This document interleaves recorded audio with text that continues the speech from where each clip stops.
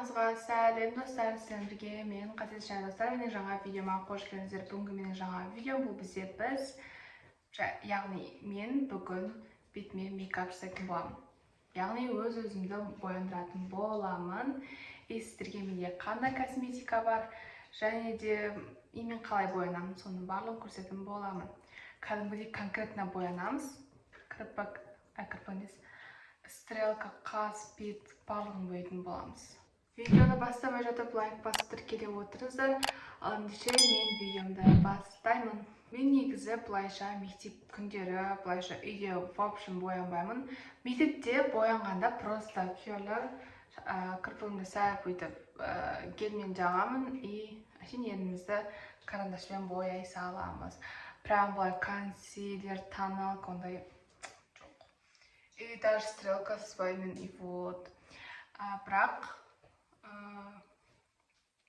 Бірақ мен үйтіпте баруыма болады, но желание жоқ күнде бетті бояуға. Вот. Мен бүгін кешегі алған тендерді и кешегі алған консилерді жақып көруім келіп тұр. Негізі мейкаптың түрлері өте көп, басқа елдің, Қазақстанның, Америка, Россия, Бразилия, барлығы өте көп мейкаптардың аттары. Если что, комментке жазып кетсіздер, келесі қандай мейкап жасайын, және де менікі примерно латинаға келеді, бірақ латинада румяна жоқ, просто контурмен кете береді да. Біз қазір қазақский істейтін боламыз. Кәдімгі қазақтың қыздары қалай боянады, солай боянатын боламыз. Соңғы рет сіздер 2 жыл бұрын менің боянатын заттарым деп бір видео салғанмын 7-ші сыныпта. Соны көрген боласыздар. Содан бері мен вообще бояну, макияж, анау вообще салмаппын. Қазір уже 2 жылдық өзгеріс сіздерге көрсететін боламын. Ол менде вот осындай коробочка. Менде қазіргі таңда менде 7-ші класста бұндай болмаған, 9-да да болмаған. 9-ның сентябрінен бастап менде осындай өзгерістер. Прикиньте, 1 жыл болған жоқ. Ну, енді 1 жыл енді болады. Қазір менің косметикама обзор жасаймыз. Менің өткенде Каспиден берген косметичкам осының ішінде тола. Бұны да көрсетемін. Потом коробка тоже тола. Соны да көрсетеміз. Достар, если что, мен қазір 1-2 макияждың, 1-2 косметикалардың аттарын білмей жатсам, сөкпеңіздер, өзім енді бастап сөйтіп жатырмын. Мынадан бастаймыз. Мен кушон жақпай тұрып, не қолданамын, соны көрсетіп кетейін. Менде осындай крем бар. Сухой кожаға. Мен әкем алып келген. Мен вообще білмеймін, не жағатын. SPF-те дым да жоқ. Менде вот осындай просто корейский крем бар. Қазір осында пайдаланамыз. Потом менде осындай фиксатор. Алғалы бері бір рет болсын қолданған жоқпын. Бір 1000 теңге маған тұрады достар, ужас. Жоқ, басым істемейді, бір білмеймін, бір бетке керосин береді-ау деймін. Неғып сатып алдым да соны. Мақылын тұра берсін, сән. Бірақ мен бұны қолданбаймын. Кушондарыма келетін болса, менде осындай ғана кушон бар. Каспиден алғанмын. Кушонның түрі мынандай. Мынаның ішінде. Давайте осын сразу аша салайық. Косметичканың іші осылай көрінеді. Мына жақта бүкіл кисечка.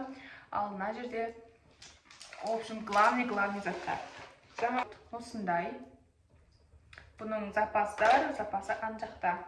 Осын жағамын, одан кейін бізге осындай консилер керек. Консилерді қазір бірінші рет жақып көреміз. Айтып көрсетіп жатырмын, так что біз контур жасаймыз.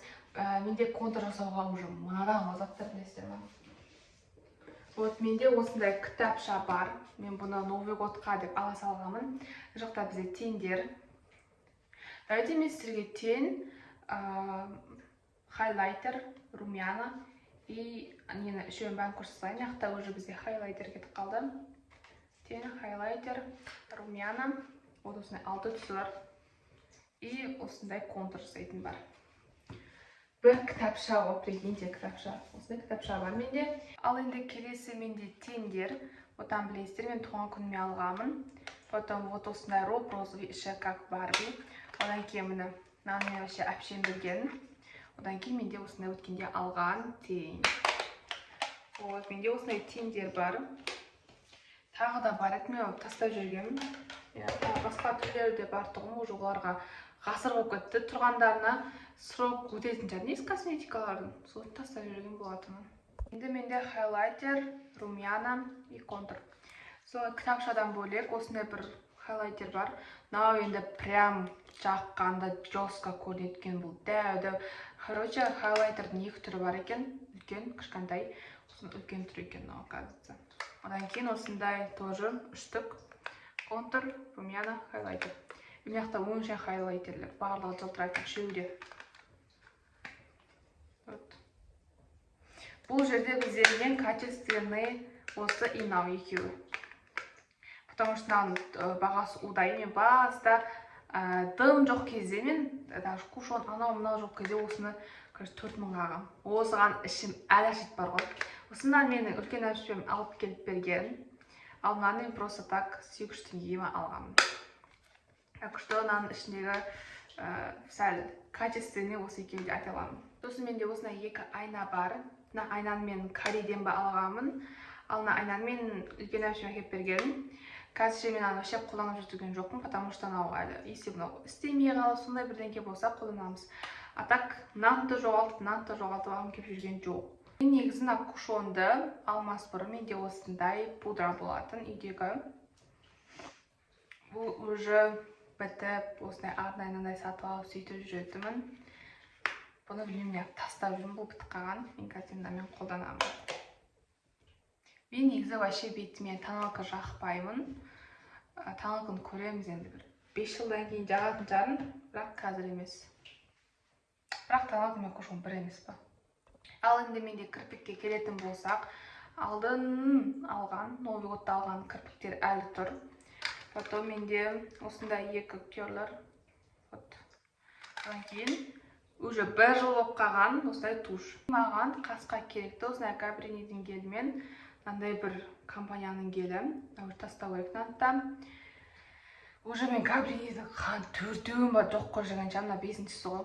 Бәрін тастап жіберіп жатырмын, керек еместер. Быт болып кетеді, бұл бар ғой, сол үшін сыртта жаман алып қойып.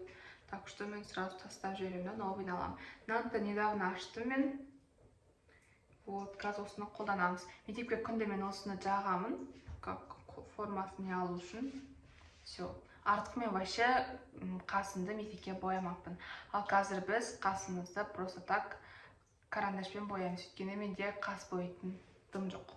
Ал ерінге жағатындарды келетін болсақ, мен көбіне карандашпен жасаймын.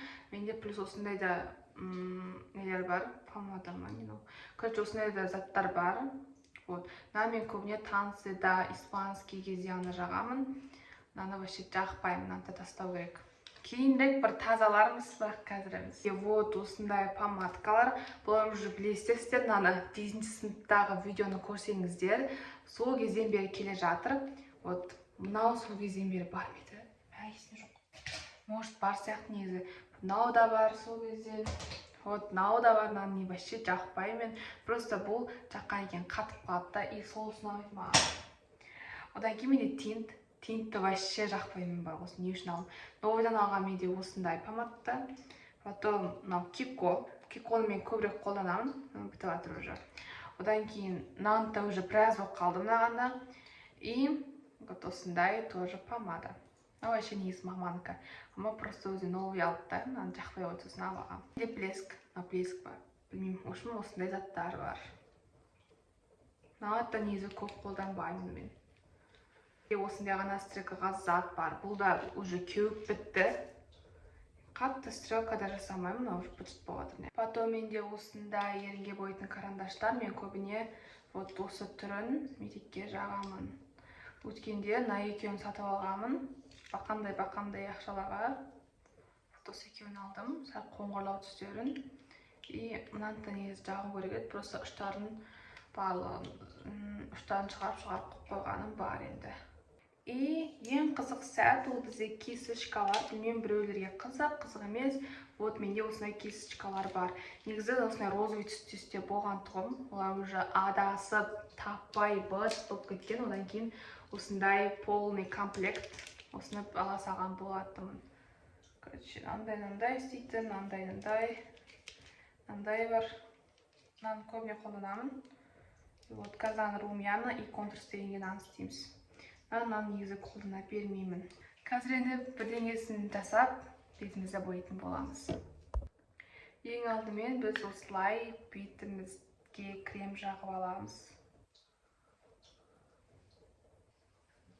Көрсетіп, менде осындай пончик. Осындай зат бар менде. Мен бұны жындықсап бүйтіп осыны істеп жүрсем, бұны қазір суға салады екен. Өйтеді екен ғой сөйтіп. Бізде осылай үлкейеді. Кейін біз осыны сразу болғаннан кейін жақпай не істейміз? Оны салфеткамен осылай суын алып аламыз. Көбісін байқаймда, ол сәтте сразу тоналкамен бастап кетеді. Бірақ көбісі айтып жатыр, бірінші қастарын жасап алыңдар деп.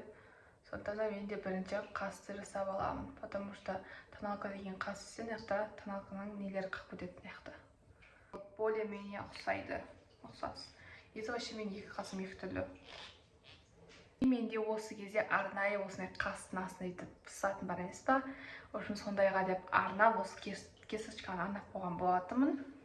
Қазір енді консилермен соның формасын жасайтын боламыз. Мен осы алдыңғы жолдары мен вообще сол кушонмен жасап жүргенмін. Наконец-то консилер келді. Вот біздің бірінші қасымыз осылай шықты. Енді наған ұқсату керек. Beauty blender ма сондай аты. Нақты атын да білмеймін. Атын да көтіндір. Үздеуге дела не жақшы. Вот енді наны расы шоқ көтем. Сәл жан жақтарына. Мен өзім өмірімде екі рет салонда болғанмын. Өзіміз ұзат тойдан. Яғни мен үлкен әшен ұзат тойында. И ода бір рет бұппын ғой. Оля бір рет бұппын өз салонда. Сол ұзат тойда ғана салонда болғам и все. Ал бұлайша Алматыға барған кезде өзім жасағанмын. Скоро тағы Алматыға барамын, сол кезде өзім істеймін наконец-то. Енді біз нәхаттарға кушон жағамыз. Жаңағы кесашканы аламын да мен кушонның мына жерін бүйтіп. Қай жеріне сәл көбірек соны бүйтіп аламын да. Нәхаттарға бұлай жағы шығам. Енді ғана жасап жатырмын.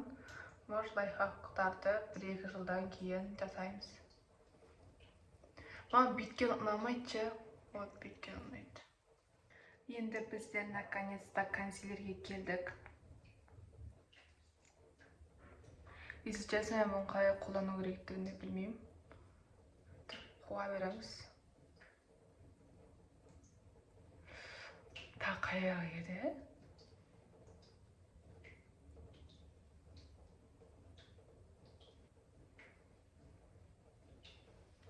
Дұрыстап ұқот жасап барып жасау керек негізі. Ал менде ең қиын заттар бұл менде контур. Контур болып нақ. Мұрын вообще қиын. Айттым достар, мен үйде бүйтіп жасамаймын. Контур жасайтын затымызды алайық. Мен румянаны бүйтіп жағатын жай. Қайтеміз енді мынандай алып қойдық қой. Қос-қосын ала бермейміз ғой достар, дұрыс па? Қайсын қолдану керектігін де білмейсің честно. Нан ала берейін. Жоқ.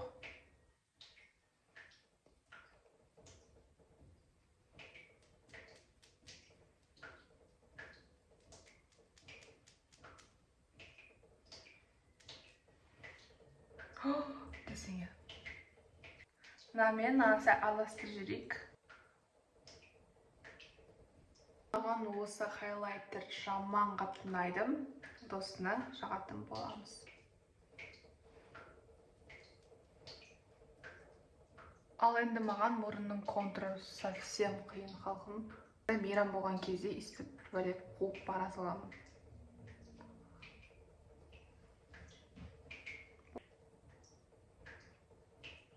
Енді біз көзімізге тендер жағатын боламыз. Мен всегда бүйтемін. Бір тен жағу негізі қиын тоже маған. Білмеймін, тен не үшін ондай екенін, или жағып үйренбегеннен кейін бе күрсіндай. Ол үшін бүйтеміз да осылай жабыстырып аламыз. Короче, мақұл сәл қоңырлау жасай берейік. Осындай ең қоңыр түсті аламыз бірінші. Ойбай, ана кетіп жатыр ғой скотч. Маяқтарға жап-жабымыз қоңыр. Сосын біз осындай орташалау, уже сәл ашықтау қоңыр түсті аламыз да орта жағына жағамыз. Бізде көрші осындай эффект болады. Өләмін шәйдім, айттым ғой көзге келген қуатының баршы. Бұлай айнадан әдем көрініп тұр да, просто неден телефоннан сәл онша емес деп отыр. Сөйтеміз де біз осылай бәрін зорға жүреміз. Вот. Енді жаңағы теннің ішінен жылтырағын аламыз да осылай жақта ұстаймыз.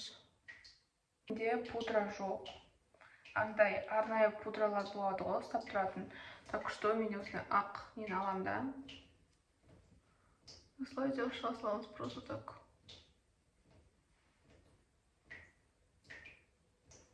Жарлармен осылай қайырып аламыз, содан кейін барып боятын боламыз. Кірпік жабыстыруға да болады, просто оны бір сағат уақыт келеді. Мияқта итак кетіп тұрғаныма бір жарым сағаттай болып қалды. Вот. Тағы да ұзақ тұрғым келіп тұрған жоқ халқым. Бірақ мына кірпік тушты жақтың не, жақпады не, по-любому көрінбейді. Ойбай. По-любому көрінбейді. И мен қазір стрелка сызбаймын, потому что стрелка сызатын уже бір жыл қалды. Одан қазір шықпайды да, аяқта бар, аяқта жоқ болып тұратын жағдай жоқ. Сондықтан да оны қолданбайтын боламын. Ал енді наконец-то соңғы этап ерінге келдік. Бірінші осылай, мұнан атын білмеймін даже. Осыны жандарын барлығын сызып шығамыз. Енді оның ішін осындай кекомен толтырамыз. Мынаның номері 33. Бірақ мен келесі жолы бұндай алмаймын. Басқа түрін алам. Осыны бітірейін. Достар, менің осымен макияжым аяқталды. Если бірдеңе қалып кетсе, жазып кетіңіздер. Және кейбір косметикалардың аттарын қате айтсам, оны да жазып кете беріңіздер. И вот менде көбіне тастайтын заттар көп екен, косметикалардың ішінен уже біраз жыл болып қалған. Сондықтан да оларды кейінірек мен барлығын сөйлейтін боламын. Менің макияжым сіздерге ұнаса, комментке жазып кетіңіздер.